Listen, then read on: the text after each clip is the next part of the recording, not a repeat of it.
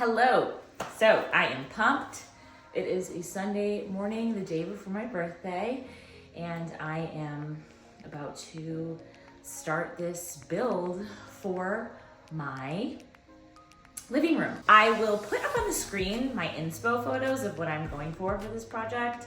I've definitely been collecting materials from like Facebook Marketplace and stuff. Like I got some really beautiful marble, and then I got all the wood and everything at Lowe's and the fridge. And you're gonna see how this comes together. There are gonna be pocket door hinges, there are gonna be drawers. I'm gonna make a specific drawer just for my dog's food and like a linen hamper thing. This is gonna be a very intricate build. So lots to figure out, mostly things I've done before. I'm also pumped because today I am partnering with Lowe's to get this done. They gave me some materials, including a really beautiful wine fridge that I'm gonna be putting in my living room. So thank you so much, Lowe's, for partnering with me on today's video. This project would not be possible without you, but I'm gonna take you guys along on the journey. Let's get started. So these are the plywood panels that I am using for this build. I had some of these cut down at Lowe's crosswise just so I could fit them in my car, and then I am using my Kreg track saw and my crosscut jig just to cut them down to all of the specific measurements that I'm going to need. I like to label my wood as well with a pencil. Sometimes I'll use a lettering or a numbering system just so I know exactly where the pieces are going to go. So it's almost like I'm creating a DIY well-made IKEA piece, just because I'm giving myself instructions for when it's time to assemble. I'm also pre-adding all of the pocket holes to the wood. These are the stretchers, or potentially, yeah, those are the stretchers for the supports that go across the cabinets. And then I'm also adding it to all of the pieces of the cabinet so that I can literally just bring all these pieces upstairs in my townhouse and assemble them in place, because it would be way too heavy to try and lug these things up the stairs. So these are all of my wood pieces completely cut, and this is the wall that I demoed. I did not show the demo, but here's a little look at what it looked like. And this is mostly just to show you how I assembled the cabinet boxes with, as I mentioned, the pocket hole screws. I'm using almost entirely jigs from Kreg. I'm using some right angle clamps that I will leave linked down below that just make it incredibly easy to assemble cabinet boxes by yourself without an extra set of hands. And then you also need some extra large squeegee clamps that also acts as an extra set of hands, and just make sure that you're keeping everything square as you're assembling the cabinets. But I do 2 stretchers across the top for the tabletop surface, 2 stretchers across the back so I can screw those into the studs, and then I did 2 shorter stretchers on the bottom that act as the legs that I'll be leveling. All of my cabinets were built. I built 2 shorter boxes, and then this taller box is where the actual coffee bar is going to go. And that is going to be comprised of 2 tall cabinets, one large one as the frame, and then one smaller one as the insert for that tall frame. And the reason I'm making 2 boxes that are going to go inside of each other, one smaller than the other, is because in the gaps between the 2 on the sides is where the pocket doors are going to go. So honestly, I did this project completely off of the top of my brain. So I wish I had plans or something, but I don't. Hopefully you can get ideas from this video. But essentially, for a pocket door cabinet, you just need to build 1 carcass larger and 1 carcass smaller, and a lot for about 3 to 4 inches on either side vertically for the pocket door hardware and the actual pocket doors to go. And that is just depending also, of course, on what kind of wood you use and the door thickness. Here I'm doing a dry fit of where I want my shelves to go. I need 2 stretchers in between each shelf because that is where I am going to attach the marble backsplash to. So Because this is, again, the internal cabinet for the coffee bar, I am putting stretchers in here to attach the marble. As you can see here, I'm just moving around the stretchers so that they sit exactly where those marble pieces need to be. This is a hole drill bit for wood, and I'm just using it to string electrical through. All the cabinets have holes in the sides internally, not on the sides that are facing out. I also had to cut out with my jigsaw, a square at the back so that it could fit, the cabinet could fit flush against the wall over the outlet that is already installed there that I'm going to need to power up all of my appliances. So you can kind of see here, once I put the cabinet into place with that square I cut out, it now fits flush against the wall and perfectly over the outlet. And you can get that measurement if you don't want to take the outlet cap off. You can use lipstick and butt the cabinet up against it to get an outline, or you can take the cover off and trace it. Now, these are the doors. I'm just using 1x3 pine boards. If I wasn't on such a tight budget, I would have used hardwood, like something expensive like redwood or oak. But I am on a tight budget, so I just used pine. It's much more affordable. It's 1x3, and I am just making all of the rails and the stiles for the doors. And as you can see here, I am attaching the stiles with pocket holes, and those are just the pieces that go horizontally. Now, once I have the frame for the doors, I am boring out the holes for the hinges with my Craig pocket hole jig. This is an awesome jig. Craig has so many great jigs for cabinet building that just make it foolproof and easy, so you're not using like the templates that come with this hardware. This is the pocket door hardware. I've had a lot of questions about this. I will leave this link down below. You basically use a 1x4 board to attach the pocket door hardware to each other so that the bar slides back and forth when it's attached to the cabinet. And then you attach the door to that hardware. So everything is attached to that 1x4 that is attached to the cabinet, and the hardware slides in and out that way. Now I'm sanding down the pocket hole filler and then routering out a 1/4 of an inch groove by 1/2 inch groove with a special rabbiting bit that is going to allow me to put the glass inserts into these doors. So I kind of went back and forth, but I do glass on the top 2 panes and then wood on the bottom, so it's enclosed on the bottom so you don't see where the air fryer is, and then eventually the linen towel hamper that I put at the bottom drawer. And I'm just chiseling out the corners that I routed to be square. You can avoid this by just routering a larger groove, but I had rounded over corners, and the way that I had my glass cut, it wouldn't have fit unless I chiseled out a perfect square. Next up is building the drawers. I like to stack my spacers and my drawer slides and then take the measurement for the face of the drawer so that I get the exact width. If you've ever done drawers before, you know that that is where you will have the most trouble getting your drawers to fit, is if you do not measure the width of the drawer front properly. It won't fit, it won't slide in and out properly, it's just a nightmare.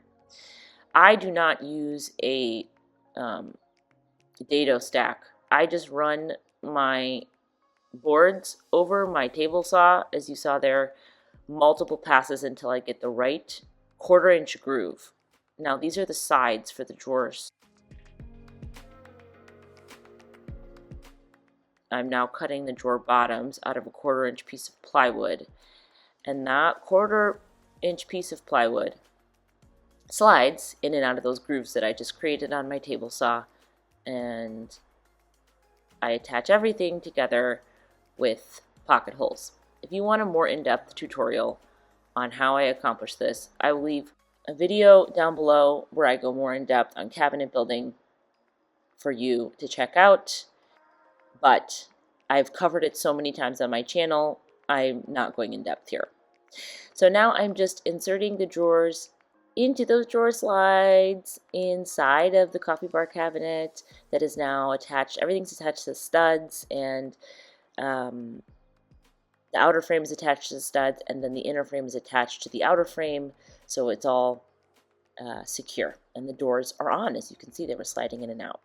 And so it's just time for me to do framing. I'm using 1x2 pine boards, some wood glue, and then I am just brad nailing the framing to the outsides of the cabinet boxes to create an inset cabinet look, which just means the doors are flush with the frame and inset into the cabinet. It's just a higher end look, more custom look, and more English, really. It's a more English style of cabinetry, more old world style, and I love it. If you hire a carpenter to do this, it's very expensive. So it's nice to be able to accomplish this on your own at no extra cost. And it just takes more precision and measuring, but it's an incredible look. Once the framing was done, I decided to edge band everything. This is an iron-on edge banding. I will leave this link down below, as well as the mini iron that I use. The smaller the iron, honestly, the easier it is to control. Once you iron it on, you're going to want to cut off any excess edge banding with a blade, like I have there, box cutter. And I also edge banded any plywood edges. So this is a diamond hole drill bit guide. I will also link this. This is from Lowe's. It comes with a diamond hole drill bit. You put a little bit of water on the inside, and it just helps stop the drill bit from heating up, and you get this lovely hole on your stone and your marble. It's incredibly easy. And I needed this because I need to string the cord for the Nespresso machine through that hole because it's going to be the countertop. And then for the marble install, I did get these tiles off of Facebook Marketplace. They are real Carrara marble, and I designed this cabinet to fit these tiles. I had to cut about 1 inch off both sides.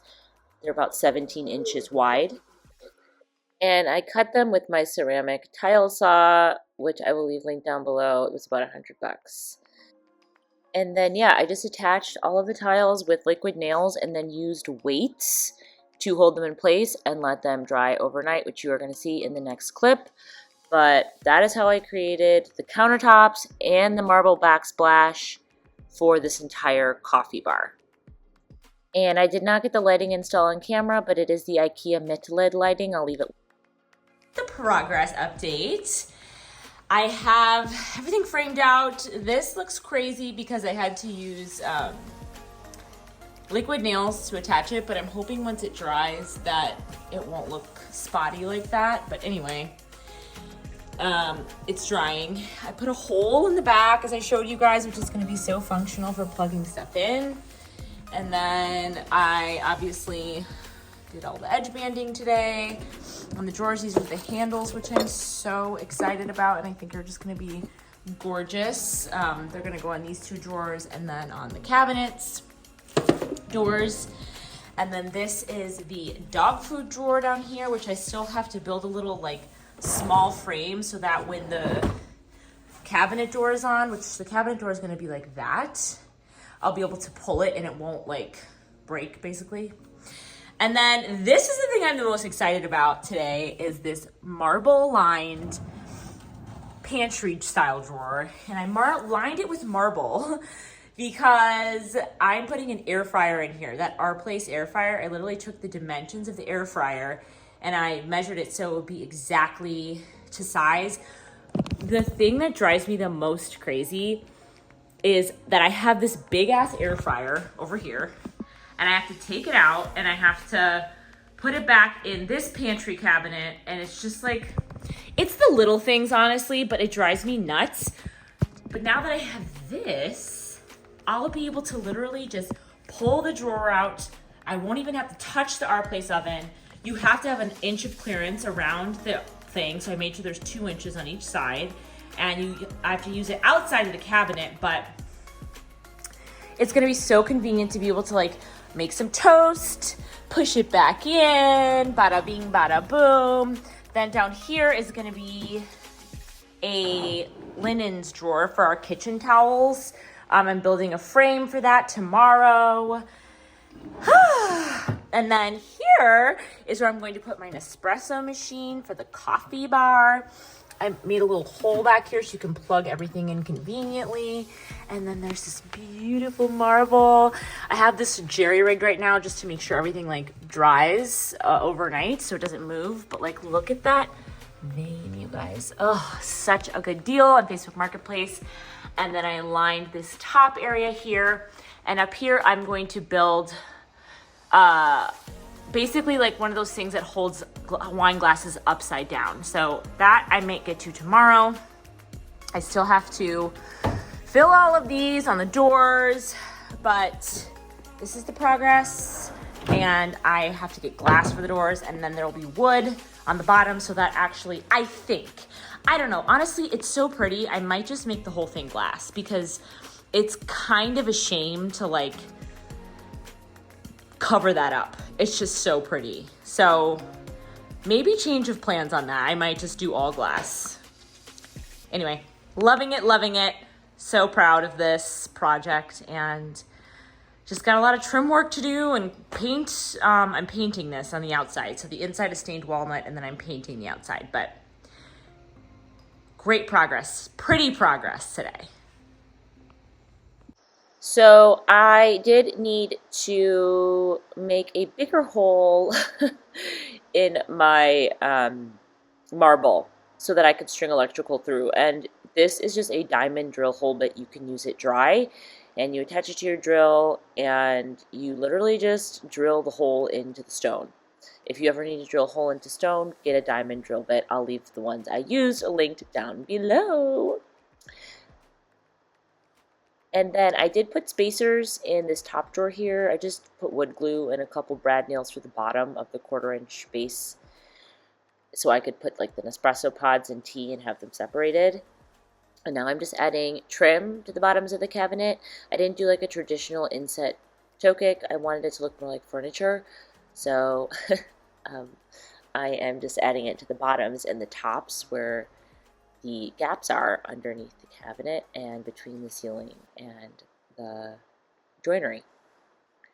And I'm just using brad nails to adhere them. And I did miter those corners so you get a nice fit there. Now, this is a cool thing that I did. I added a wine rack to the top of my coffee cabinet. All I did is glue some 1x2s to some 1x3s that are pine wood, and then I brad nailed those to each other, which is an extra step you can take if you don't want to wait for the glue to dry. And then after I did that, you'll see here I will be screwing the bottom larger base to the top of the cabinet so that the wine glass can slide in and out of those rails there and hang upside down. And I stained them to match the inside of the cabinet as nicely as I could. I'm also did build a frame for a linen hamper basket that I'm using just for kitchen towels and any towels that we use while we're dining at the table. I just built a box, you guys. I didn't want to show the ins and outs because it's really not that interesting. Just built the box, and then I screwed that box into the drawer, and that's the hamper drawer. And then I sewed a nether box and left like extra fabric over the sides, and I put Velcro on them so that I could basically fold those flaps over the frame, and it will hang inside of the frame to support all of the towels and napkins, linen napkins that I will throw in there.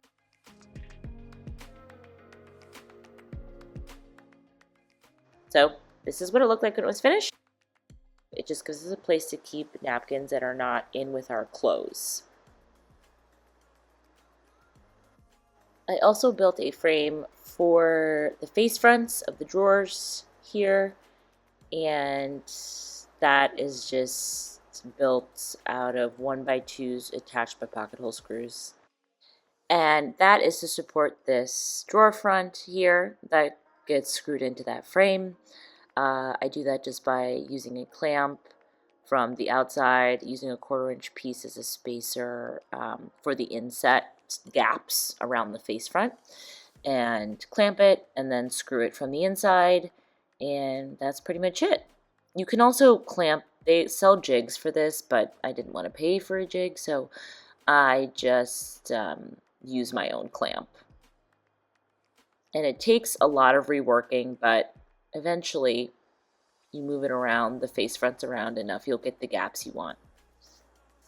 So we are on to the final step here, which is stained pane and hardware. I taped off these glass door fronts. I did insert that glass initially with glass clips, but it looked really bad. So I ended up taking the glass clips off after I stained, which also looked really bad, and caulking it to keep it in place. You'll see here that I'm adding trim. This is like a 1/4-inch trim that I got from Lowe's, and I'm using these shears that are meant for cutting like picture frame molding at angles. You can go up to like 180 degrees, between 45 and 180 degrees. I'm cutting these at a 45-degree angle using wood glue, and then just taping them down with painter's tape. And as you can see, when it's finished, it is a much cleaner look. Those dots are from the glass clips, and then once I stained over it, it all looked flush and beautiful and more professional, trimmed out like that. And then I am using the color Swiss Coffee by Benjamin Moore to paint the outsides of the cabinets. This is the cabinet grade paint in a satin finish, which just makes it more wipeable and durable. And this is a look at how it is with the glass and the wood and the paint and the stain and everything all installed with the doors. And the last bit for me to do is install the hardware. I picked up this hardware again off of Facebook Marketplace. These are actually rejuvenation hardware, which are pretty pricey if you buy them new, but I got them at a really, really good price. I think she gave me all 4 of these for $30, which usually one handle costs that much, so I felt good about that. But these are unlacquered brass, which are great because they add so much personality and age over time. Eventually, I would love to add rejuvenation hardware all over my kitchen.